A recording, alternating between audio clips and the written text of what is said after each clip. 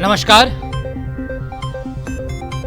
Bharatiya Janata party के साथ साथ भारत सरकार के केंद्रीय कानून मंत्री रविशंकर प्रसाद के द्वारा वर्चुअल रैली का आयोजन किया गया। ये रैली बिहार संवाद कार्यक्रम के अंतर्गत आयोजन किया गया, जिसमें बिहार राज्य के सभी जिलों में के साथ साथ भारतवर्ष की सभी जगह इस रैली के माध्यम से रविशंकर प्रसाद ने अपने यानी कि भारतीय जनता पार्टी के कार्यकर्ताओं के साथ साथ आम जनताओं को भी संबोधन किया। दरभंगा जिला के दरभंगा नगर में दरभंगा के तमाम नेताओं के द्वारा, जिसमें सांसद, स्थानीय विधायक, स्थानीय एमएलसी के साथ साथ भारतीय जनता पार्टी के कई कार्यकर्ताओं ने एक जगह निर्धारित कर एक जगह बैठकर रविशंकर प्रसाद की वर्चुअल रैली का आनंद लिया। आइए अब आपको बताते चले कि इस वर्चुअल रैली के माध्यम से स्थानीय सांसद गोपाल जी ठाकुर ने भी स्थानीय जनता को संबोधन किया। साथ ही स्थानीय नगर विधायक, विधान परिषद के सदस्य अर्जुन सहनी के साथ साथ और जो जिला स्तरीय और प्रदेश स्तरीय भारतीय जनता पार्टी के कार्यकर्ता हैं, नेतागण हैं, उन लोगों ने भी इस वर्चुअल रैली के माध्यम से आम जनताओं को संबोधित किया।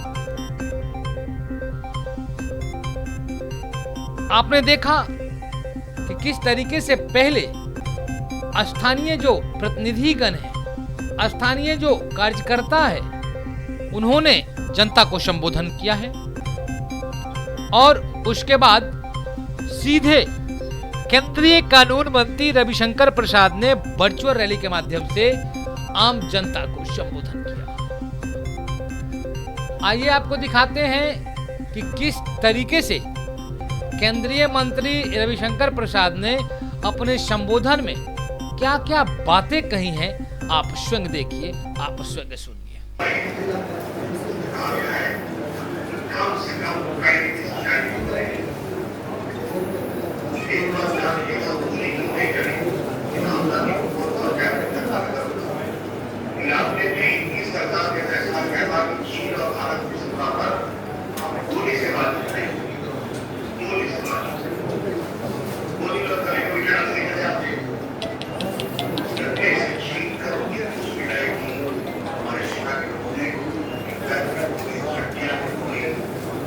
परम आदरणीय श्री रविशंकर प्रसाद जी का हम लोगन सुने ला जे बैसल छी, यही मिथिला का चाहे मैथिली का अष्टम अनुसूची का शामिल करवा के बात है, तो यो कैबिनेट में बैठ कर मिथिला के मैथिली अष्टम सूची का बात करे, या दूर संचार में मैथिली का बात है तो इनका द्वारा भेल, और आईटी पार्क के बात हो तो इनका से संभव भेल है। परम आदरणीय श्री रविशंकर प्रसाद जी के समस्त मिथिला के तरफ से एक बेर जोरदार ताली से आपको स्वागत करी, अभिनंदन करी, संदन करी।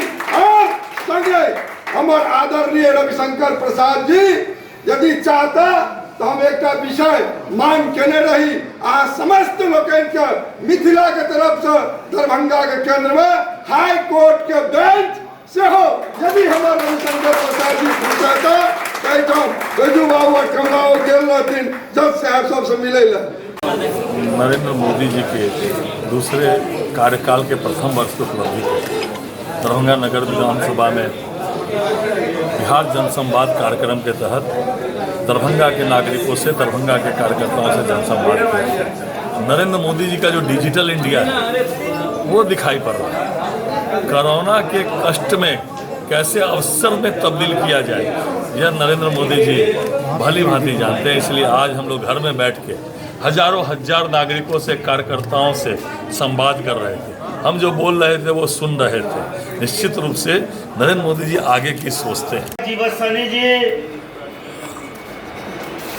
पार्टी के प्रदेश के मंत्री डॉक्टर धर्मशिला गुप्ता जी, इस विधानसभा के जनप्रिय, लोकप्रिय, जन जन के नेता हमारे विधायक संजय सरावगी जी, एवं पार्टी के सभी जिला पदाधिकारी इस कार्यक्रम में, इस आयोजन में जिस प्रकार लगन रूप से आपने किया है, मैं उसको अपनी ओर से तहे दिल से धन्यवाद देता हूं। आज संपूर्ण बिहार में माननीय प्रदेश अध्यक्ष डॉक्टर संजय जायसवाल जी के नेतृत्व में बिहार जनसंवाद वर्चुअल रैली इसी क्रम में आज दरभंगा जिला के सबरी विधानसभा क्षेत्र में बिहार जनसंवाद वर्चुअल रैली को केंद्रीय कानून मंत्री परम आदरणीय रविशंकर प्रसाद जी मुख्य अतिथि थे। उन्होंने इस बिहार जनसंवाद वर्चुअल रैली को संबोधित किया। इस अवसर पर उपस्थित थे हमारे मिथिला के लाल लोकप्रिय सांसद आदरणीय गोपाल जी ठाकुर जी, इस कार्यक्रम के आयोजनकर्ता और अध्यक्षता कर रहे हमारे शहर के लोकप्रिय विधायक आदरणीय संजय सरावगी जी। बिहार के डीजीपी गुप्तेश्वर पांडे ने निरीक्षण करने के लिए आज उनका आगमन दरभंगा हुआ। दरभंगा आने के बाद दरभंगा के परिसदन में बिहार के डीजीपी गुप्तेश्वर पांडे अपने महकमे के अधिकारियों के साथ साथ पंचायत के प्रतिनिधियों से भी साझा बैठक करेंगे, यानी कि साझा विचार विमर्श करेंगे, जिस बैठक में स्थानीय पंचायत स्तर के प्रतिनिधि से लेकर के पुलिस विभाग और जिला प्रशासन के सभी पदाधिकारी भी मौजूद रहेंगे। डीजीपी ने पुलिस के कार्रवाई को सरल तरीके से समाज में ले जाने के लिए समाज के प्रतिनिधियों के साथ यह बैठक अनिवार्य रूप से किया गया है। डीजीपी का कहना है कि पुलिस और आम जनता दोनों एक दूसरे का पूरक है। जब तक दोनों एक दूसरे के साथ सहयोगात्मक रवैया नहीं अपनाती है, दोनों में से कोई आगे नहीं बढ़ सकता। इसीलिए जरूरी है कि आम जनता का विश्वास पुलिस प्रशासन जीते, तब जाकर कहीं बिहार का विकास संभव है। आइए आपको दिखाते हैं कि गुप्तेश्वर पांडे जो कि बिहार के डीजीपी हैं, उन्होंने मीडिया से मुखातिब होते क्या क्या बातें कही है, आप स्वयं देखिए। चुनाव हम लोगों के यहाँ अभी तक कोई तिथि नहीं आई है, लेकिन हम लोगों को ये उम्मीद है कि निश्चित समय पर भी होंगे। तो उसकी जो तैयारियां होती हैं पुलिस मुख्यालय के स्तर से वो हो रही हैं, और सिविल प्रशासन के स्तर से भी जो तैयारियां होती हैं वो हो रही हैं। चूँकि बिहार में स्टैंड एलोन इलेक्शन हो रहा है, हमारे साथ कोई दूसरी जगह चुनाव नहीं हो रहा है, इसलिए चुनाव कराना हम लोगों के लिए कोई समस्या की बात नहीं है। बिहार पुलिस इसके लिए पूरी तरह से ट्रेंड है और बिहार में बहुत ही निष्पक्ष और शांतिपूर्ण मतदान सुनिश्चित कराया। Private school and children welfare association India की जिला शाखा दरभंगा और बाल संरक्षण पब्लिक स्कूल एसोसिएशन दरभंगा की तरफ से एक संयुक्त प्रेस वार्ता का आयोजन किया गया, जो प्रेस वार्ता डॉन बॉस्को स्कूल में किया गया। उपस्थित प्रेस के प्रतिनिधियों का स्वागत करते हुए private school and children welfare association के जिला अध्यक्ष डॉक्टर SH आबदी ने विषय से अवगत कराया। उन्होंने कहा कि वर्तमान परिस्थिति में निजी विद्यालयों के अस्तित्व पर संकट गहरा गया है। संचालक सहित सभी शिक्षक एवं अन्य कर्मचारी के समक्ष भूखमरी की स्थिति आ खड़ी हुई है। वहीं पर एसोसिएशन के सचिव हीरा कुमार झा ने बताया कि निजी विद्यालय से जुड़े अभिभावकों के बीच एक भ्रांति अथवा गलतफहमी हो गई है कि सरकार के द्वारा लॉकडाउन अवधि का शुल्क नहीं जमा करने को कहा गया है, जबकि सच्चाई यही है कि न तो राज्य सरकार जिला प्रशासन की तरफ से ऐसा कोई नोटिफिकेशन जारी नहीं किया गया है। मिला जुला कर ऐसा कह सकते हैं कि ये जो प्राइवेट यानी कि निजी स्कूल संचालक हैं, ये लोग अभिभावकों से फीस लेने की जुगाड़ बिठा रहे हैं। इस प्रेस वार्ता का मुख्य उद्देश्य यही रहा और आप स्वयं देखिए कि सीबीएसई ने उन परीक्षाओं को स्थगित कर दिया। इस पहल के लिए हम अपने राष्ट्रीय अध्यक्ष सैयद समाइल अहमद को, सीबीएसई बोर्ड को धन्यवाद आभार प्रकट करते हैं कि आपने हमारी बातों को सुनी। हमारे जो राष्ट्रीय अध्यक्ष हैं वो अपने स्तर से प्रधानमंत्री को ज्ञापन सौंपे हैं। विगत दिनों हम लोग मुख्यमंत्री के नाम से अपनी 7 सूत्री मांगों को रखा है, जिसमें जो ये किया गया है कि राज्य सरकार का या केंद्र सरकार का जो भी होगा विद्यालय खुलने का, हम उसके लिए तैयार हैं। हमें कम से कम 10 दिन पहले जानकारी मिले कि फलाने डेट से स्कूल खुलेगी, ताकि हम विद्यालय को परिस्थिति के हिसाब से केंद्र सरकार के मापदंड के आधार पर विद्यालय को तैयार कर सकें। अभिभावकों में जो भ्रांतियां हैं उनको खत्म करनी है। अब सवाल ये उठता है कि बहुत सारी बातें और भी हैं जो हमारे पैरेलल जो एसोसिएशन है उसके अध्यक्ष और सचिव रखेंगे, उनकी बात वो रखेंगे। मैं आपके माध्यम से पुनः अभिभावकों से निवेदन करना चाहता हूँ कि आप हमारे शुल्क का भुगतान क्रमशः जैसे आपको सुविधा हो आप करें। हम स्कूल वाले उसी तत्परता के साथ आपकी सेवा में लगे रहेंगे। अन्यथा ऐसा न हो जाए कि स्कूल बंद करके हमें उसमें कोई विवाह भवन चलाना पड़े, तो कल आप अपने बच्चों को कहाँ पढ़ाएंगे वो चिंता आपको करनी है, केवल हम ही चिंता नहीं कर सकते हैं। सरकार को क्या रास्ता निकालना चाहिए? ऐसा सरकार को रास्ता निकालना चाहिए कि एक जिस तरह से आपने केंद्र सरकार ने 20 लाख करोड़ का पैकेज दिया, उस पैकेज में निजी विद्यालयों के लिए भी कुछ अंशदान होना चाहिए। जैसे हमारे यहाँ पीएफ की कटौती होती है, सरकार ने कहा कि पीएफ की कटौती हम माफ करेंगे, हम भुगतान करेंगे, लेकिन उन्होंने रखा कि जहाँ पर 90% एम्प्लॉई 15,000 से नीचे के हैं वहीं पर हम वो भुगतान करेंगे। अन्यथा सभी स्कूलों में पीएफ की कटौती होती है, ईएसआई की कटौती होती है। आज के डेट में हम लोगों को देना पड़ रहा है। पैसे के अभाव में वो सारा लंबित हो गया है, नहीं दे पा रहे हैं। किसी हाल से कर्ज लेकर के अपने शिक्षक कर्मचारियों को हम लोग विगत महीनों में वेतन भुगतान किया है, लेकिन अब आगे कैसे करेंगे? कर्ज भी कहीं नहीं मिल रहा है जो कर्ज उठा करके हम अपने एम्प्लॉय को वेतन भुगतान कर सकें। आज जो परिस्थिति है, इस परिस्थिति में हमारी अंतरात्मा ये नहीं कहती है, हम उन्हें तत्काल ये कहते हैं कि आप अपने घरों में बैठ जाइए, हम आपको वेतन नहीं दे सकते। हमारी तो मानसिकता ऐसी है कि कर्ज लेना पड़ेगा, कर्ज लेकर के हम अपने एम्प्लॉय का भुगतान करेंगे, लेकिन किसी की नौकरी नहीं जाने देंगे। इसके लिए सरकार का भी फर्ज बनता है कि निजी विद्यालयों के लिए भी कुछ आर्थिक पैकेज, कुछ आर्थिक राहत दे, ताकि हम भी अपने अस्तित्व को बचा सकें। हमसे जो जुड़े हुए लाखों कर्मचारी शिक्षक हैं, उनका परिवार जो कल रोड पर आ जाएगा, भुखमरी के शिकार होंगे। कल एक विद्यालय के संचालक ने विगत दिनों आत्महत्या कर लिया था। अभी आप सोशल मीडिया पर देखेंगे कई सारे स्कूल के प्रिंसिपल, टीचर इडली डोसा बेच रहे हैं, तो सब्जी बेच रहे हैं, पकौड़ी बना करके बेच रहे हैं। कितनी बड़ी दुर्दिन हम लोगों के लिए है।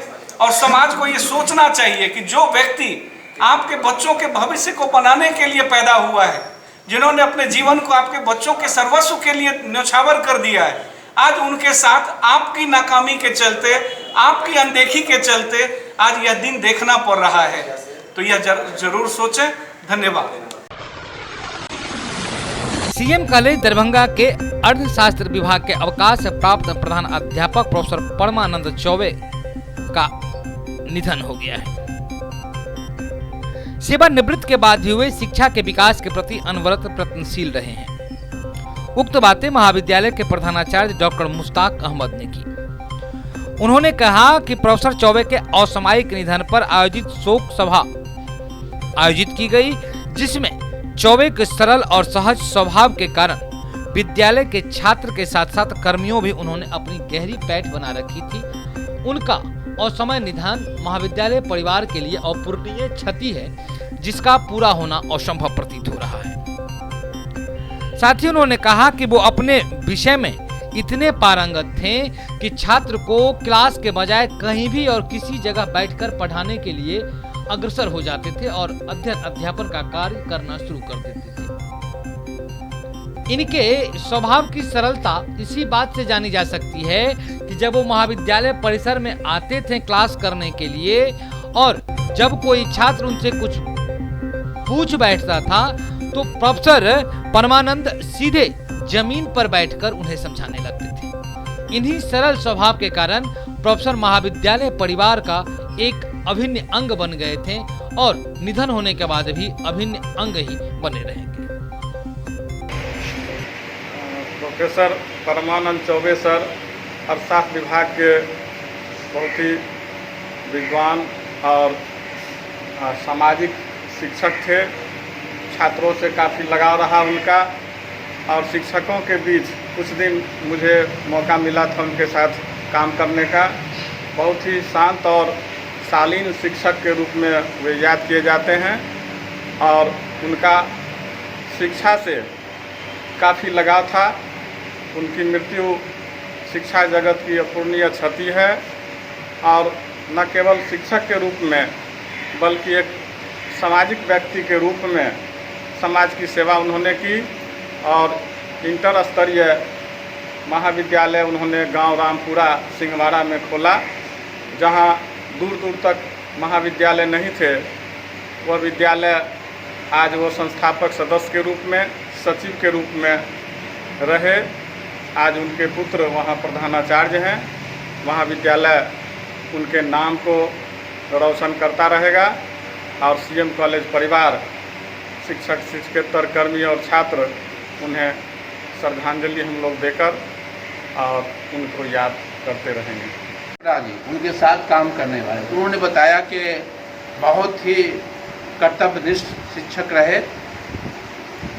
सेवानिवृत्ति के बाद भी शिक्षा के कार्यों से लगे रहे, बल्कि उन्होंने अपने गांव में रामपुरा में एक कॉलेज की भी स्थापना की है, इंटर कॉलेज की, और शिक्षाविद के रूप में वो चारों तरफ प्रख्यात रहे। वो जीवन भर उन्होंने सेवा की। बाद में ब्लाइंड हो गए थे कुछ आँखों से, लेकिन वो उसके बावजूद भी अंतिम सांस तक शिक्षा से जुड़े रहे। तो एक बहुत अपूर्णीय क्षति है। अखिल भारतीय विद्यार्थी परिषद दरभंगा ने विभिन्न शैक्षणिक और रोजगार के मुद्दों को लेकर प्रेस वार्ता का आयोजन किया, जिसमें विश्वविद्यालय के संयोजक पिंटू भंडारी, नगर मंत्री बृजमोहन सिंह और नगर सह मंत्री केशव झा इस प्रेस वार्ता में शामिल हुए। प्रेस वार्ता का आयोजन करने के बाद प्रेस वार्ता में संबोधित करते हुए अखिल भारतीय विद्यार्थी परिषद के छात्रों की समस्या एवं उन्हें शैक्षणिक रोजगार से जोड़ने के लिए हमेशा ही सरकार, सत्ता एवं व्यवस्था में बैठे लोगों के खिलाफ लड़ाई अखिल भारतीय विद्यार्थी परिषद ने लड़ी है। साथ ही विभिन्न मांगों को लेकर अखिल भारतीय विद्यार्थी परिषद के द्वारा यह प्रेस वार्ता का आयोजन किया गया था, जिसमें काला दिवस पर आयोजित कार्यक्रम में पूरे बिहार के छात्रों ने हिस्सा लेते हुए 36,000 ट्वीट किए। सरकार के खिलाफ धरना में 225 छात्रा के साथ साथ 2,270 छात्रों ने हिस्सा लिया। पूछता है बिहार कार्यक्रम में 280 छात्रा सहित 2,878 छात्रों ने हिस्सा लिया।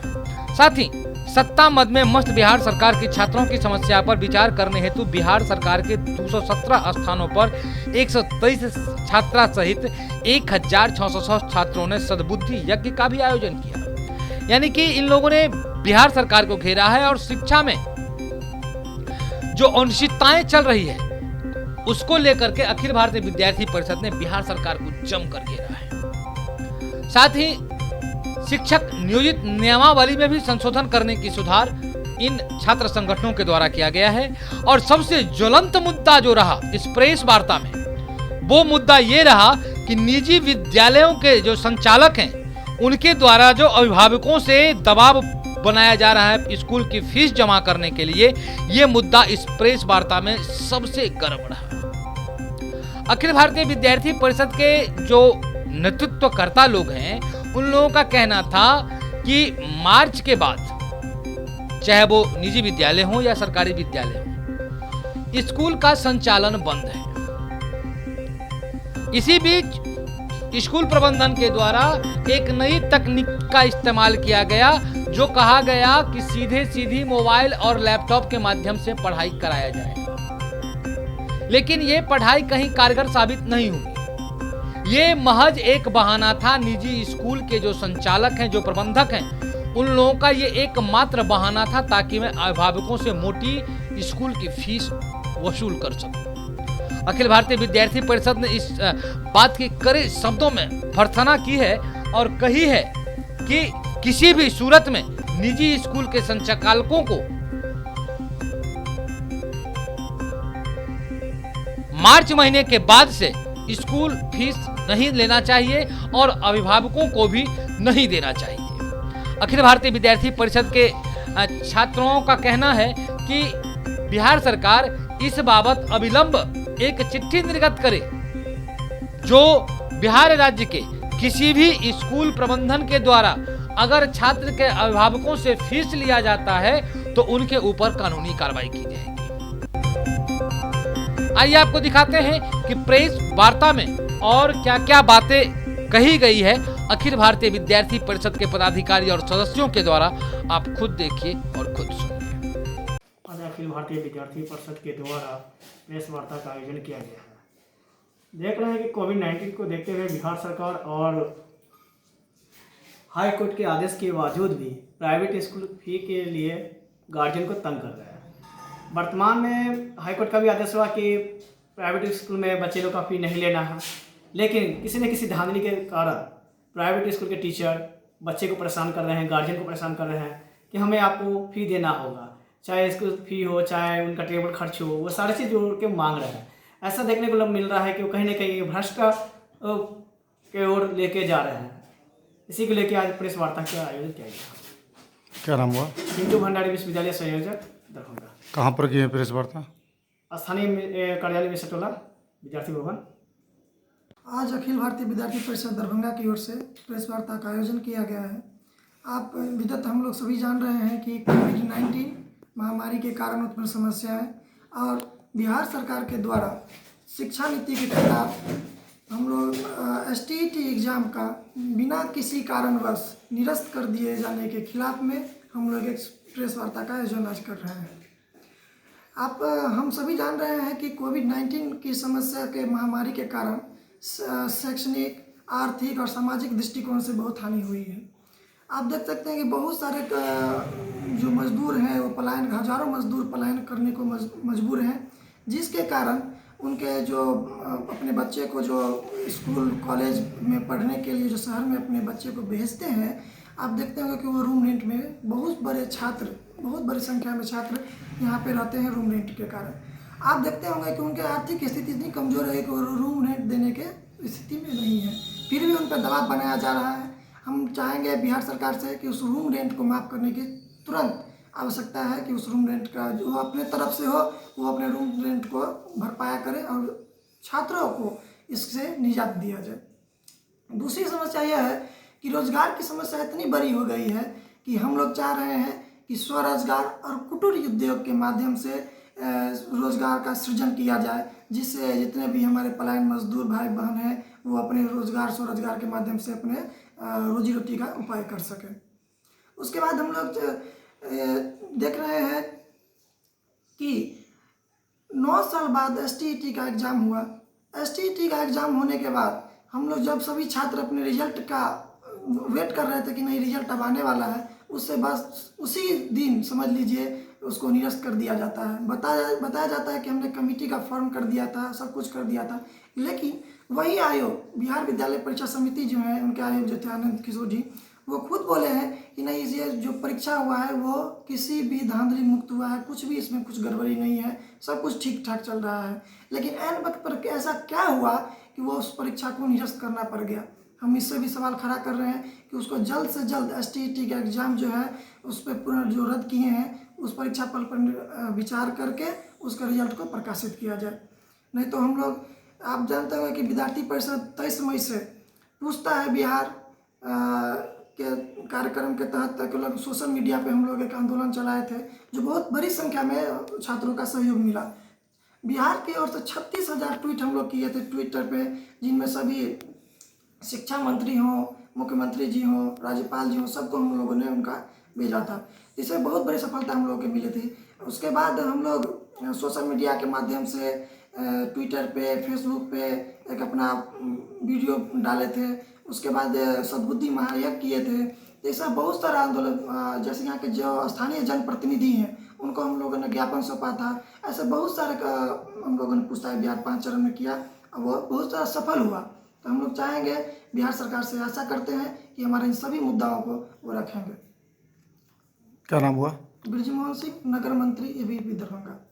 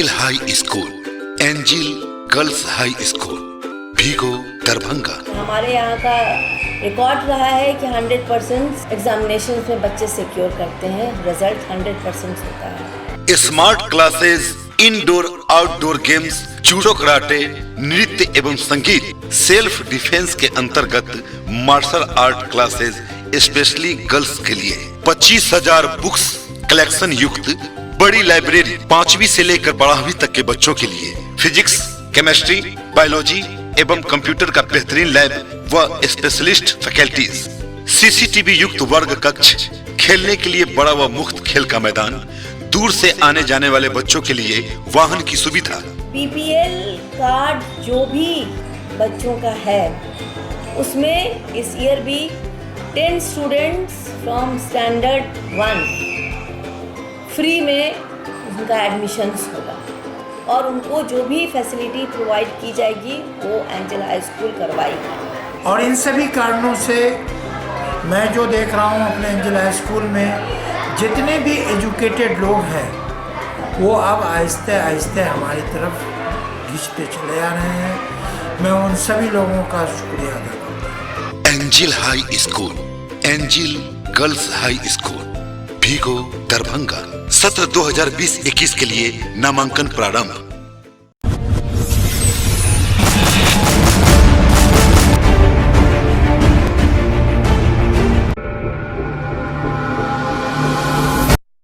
Manners public school senior branch Dilawarpur Darbhanga. हमारे यहाँ बच्चों के लिए पठन पाठन की उत्तम व्यवस्था, अनुभवी शिक्षकों द्वारा दी जाती है बेहतर शिक्षा। और ये बच्चों के खेलने के लिए मुफ्त खेल का मैदान, हॉस्टल की भी उत्तम व्यवस्था, हॉस्टल में रहने वाले छात्रों के लिए शुद्ध एवं पौष्टिक भोजन की भी उत्तम व्यवस्था है। Hello friends, my name is Anisha Kumari, I read in class 6। मैं अपने स्कूल के बारे में बताना चाहती हूँ। मेरा स्कूल बहुत अच्छा है। यहाँ पे अलग अलग चीज़ सिखाई जाती है, कला प्रतियोगिता होती है, स्पोर्ट्स होते हैं और यहाँ पे कंप्यूटर लैब, स्मार्ट क्लासेस है और स्कूल से बहुत खुश हूँ। मैनर्स पब्लिक स्कूल में अच्छा से अच्छा शिक्षा देना चाहते हैं। शिक्षा के माध्यम से हम बच्चे को जिस क्षेत्र में जाना चाहते हैं, चाहे वो मिथिला पेंटिंग हो, चाहे वो मतलब ड्राइंग हो, जो भी है कला हो, जिस क्षेत्र में हमारे बच्चे जाना चाहते हैं उसके लिए हम तत्पर रहते हैं। बच्चों के उज्जवल भविष्य के लिए एक बार manners public school senior branch में जरूर नामांकन करवाएं। सत्र 2020-21 के लिए नामांकन प्रारंभ। मैं मैनर्स पब्लिक स्कूल के निर्देशक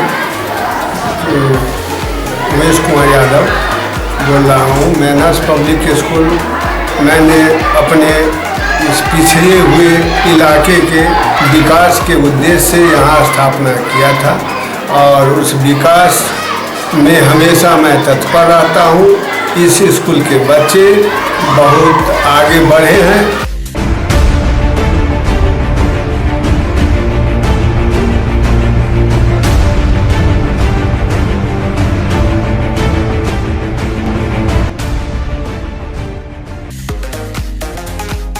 manners public school junior branch Dilawarpur Darbhanga.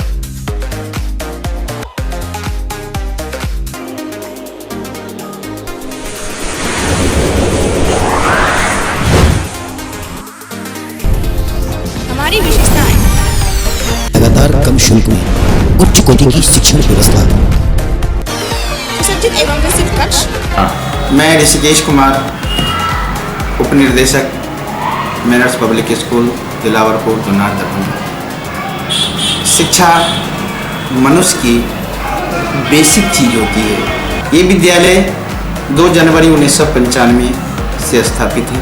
मेरे बच्चे एक अच्छे स्कूल में पढ़े।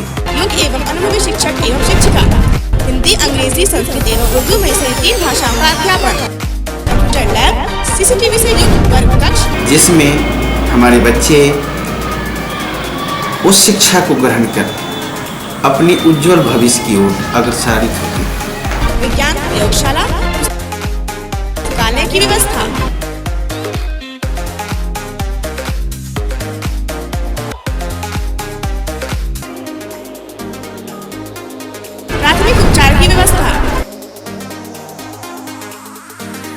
Kalpana Kumari, प्रधानाध्यापिका manners public school की ओर से आप सभी अभिभावकों का तहे दिल से शुक्रिया करती हूँ, जो आप लोगों ने मेरा अभी तक इतना सहयोग किया है और आगे भी आपसे उम्मीद करती हूँ कि आप हमारे उम्मीद में आप सहयोग हमेशा बनाए रखेंगे। अंकन के लिए 2020 और 21 सत्र के लिए आप लोग हमसे फिर से एक बार संपर्क करें। धन्यवाद। हमारा लक्ष्य स्वाध्याय, स्वावलंबन, अनुशासन, समय पालन, सेवा भाव, मातृ पितृ एवं गुरु रूप सत्र 2020-21 के लिए नामांकन